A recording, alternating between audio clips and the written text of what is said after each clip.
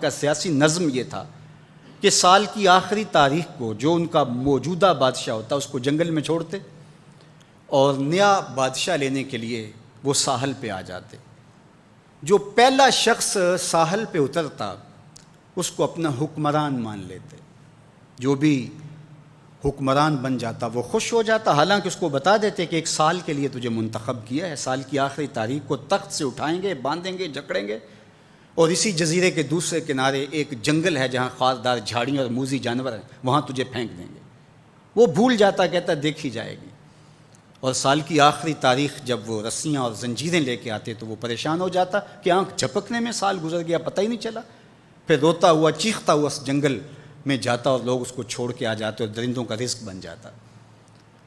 اور جو بھی آتا اس نے کبھی انکار نہیں کیا تھا۔ پہلی بار ایسا ہوا کہ جس شخص کو انہوں نے ہار ڈالے، گارڈ آف آنر دیا، تعظیم تکریم دی، سیلوٹ کیا، اس نے کہا یہ سب کیا ہے؟ کہا کہ آج کے بعد تو ہمارا حکمران ہے۔ کہا میں تو امور سلطنت نہیں جانتا، میں تو تاجر آدمی ہوں، چیزیں بیچنے آیا ہوں۔ کہا کہ ہمارا اصول یہی ہے کہ سال کی پہلی تاریخ کو پہلا شخص جو جزیرے پہ قدم رکھتا ہے وہ ہمارا حکمران ہوتا ہے۔ اس نے کہا میں تو امور سلطنت کو نہیں جانتا، تو یہ کس طرح ذمہ داری قبول کر سکتا ہوں؟ انہوں نے کہا کہ تمہیں کرنا ہوگی، اس کے علاوہ کوئی راستہ نہیں ہے، ہمارا یہ قانون ہے، ضابطہ ہے، اور یہ بھی بتا دیں کہ سال کی آخری تاریخ کو تجھے اسی جنگل کے دوسرے کنارے چھوڑائیں گے جہاں موذی جانوروں کا رین بسیرا ہے۔ تو اس نے کہا اگر انجام اتنا دردناک اور خطرناک ہے پھر تو میں بالکل جانے کے لیے تیار نہیں ہوں۔ تو انہوں نے کہا تو چاہے نہ چاہے باندھ کے بھی تخت پہ بٹھانا پڑا تمہیں بٹھائیں گے۔ اس نے کہا اچھا مجھے یہ بتاؤ کہ سال بعد میری بات مانو گے یا نہیں؟ انہوں نے کہا کہ ہاں، قانون میں تو ترمیم نہیں کر پائے گا، لیکن یہ ہوگا کہ تیرے انتظامی حکم ہم ماننے پہ مجبور ہوں گے۔ اس نے کہا ٹھیک ہے، میں تمہارا حکمران بننے کے لیے تیار ہوں۔ رومی بولتے ہیں کہ جب بھی کوئی شخص تخت نشین ہوتا تو وہ بھول جاتا کہ میرے 7 سال کی آخری تاریخ میں کیا ہونے والا ہے۔ وہ عیش و عشرت کرتا اور یوں وقت گزارتا، سال کی آخری تاریخ آنکھ جھپکنے میں آ جاتی۔ لیکن یہ پہلا شخص تھا، تخت نشین ہوتے اس نے پہلا حکم نامہ جاری یہ کیا کہ کمانڈوز بلائے جائیں۔ بلائے گئے، کہا اس جنگل میں چلے جاؤ جہاں تم بادشاہوں کو پھینک کے آتے ہو اور وہاں کے موذی جانور کاٹ ڈالو۔ پھر بلدیہ کے ملازمین بلائے، کہا جاؤ جا کے وہاں کی جھاڑیاں کاٹو۔ پھر معمار بلائے، کہا جا کے وہاں محل تیار کرو۔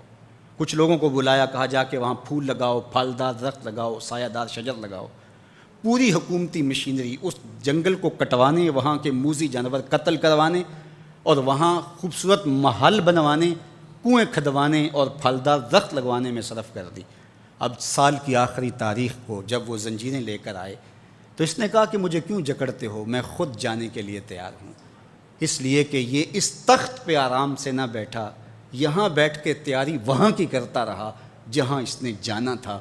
کافر اور فاسق دنیا کے تخت پہ عیش کرتا ہے، بھول جاتا ہے کہ میں نے کہاں جانا ہے، اور صالح مومن اس تخت پہ آرام سے نہیں بیٹھتا، جہاں جانا ہے اس کے لیے تیاری کرتا رہتا ہے۔ اور جب جنازہ اٹھتا ہے تو وہ کہتا ہے اجلوا بی ولا تؤخروا بی، دیر نہ کرو، مجھے جلدی لے جاؤ، میرا تو وہاں انتظار ہو رہا ہے۔ اور پھر جب وہ وہاں پہنچتا ہے تو القبر روضۃ من ریاض الجنہ، وہ جنت کے باغوں میں سے باغ بن چکی ہوتی ہے۔ وہ سارے تھور، ساری جھاڑیاں، ساری آگ اور وہاں کے سارے بھڑکتے ہوئے شعلے بجھا چکا ہوتا ہے، اپنے اعمال کے لشکر بھیج کے۔ ہم نے دیکھنا ہے کہ ہم یہاں آخرت کے لیے کچھ بھیج رہے ہیں کہ یہیں سب کچھ لٹا رہے ہیں۔ دنیا کے مختلف ممالک میں جانا ہوتا ہے۔ تو ایک دفعہ میں اٹلی گیا تو وہاں ایک شہر میں مجھے کچھ دوست لے گئے، تو وہ چھوٹا سا گھر تھا، تو 20 سے 30 لوگ وہاں رہ رہے تھے۔ تو میں بڑا حیرت زدہ ہوا، تو میں نے کہا کہ آپ یہاں تنگ سی جگہ پہ 20-25 لوگ رہ رہے ہیں تو اتنی مشکل میں کیوں رہ رہے ہیں؟ تو کوئی بڑا سا گھر خرید لیں، آسودہ رہیں۔ تو انہوں نے کہا کہ جناب آپ ہمارے علاقے میں جا کے دیکھیں، 5-5 کنال کے گھر ہم نے وہاں شروع کیے ہیں۔ ہم یہاں کمائی کرنے آئے ہیں، عیش کرنا تھوڑے آئے ہیں، ہم تو چند سالوں کے لیے یہاں آئے ہیں، اس لیے ہم یہاں سے کماتے ہیں، بھیجتے وہاں ہے جہاں ہم نے ہمیشہ جا کے رہنا ہے۔ میں نے کہا یہی تو میں سمجھانے آیا ہوں، جہاں جتنا رہنا ہے وہاں کا انتظام بھی اس حساب سے کرو۔ حضور نے فرمایا کن فی الدنیا کانک غریب او عابر السبیل، دنیا میں ایسے رہو جس طرح مسافر اجنبی رہتا ہے۔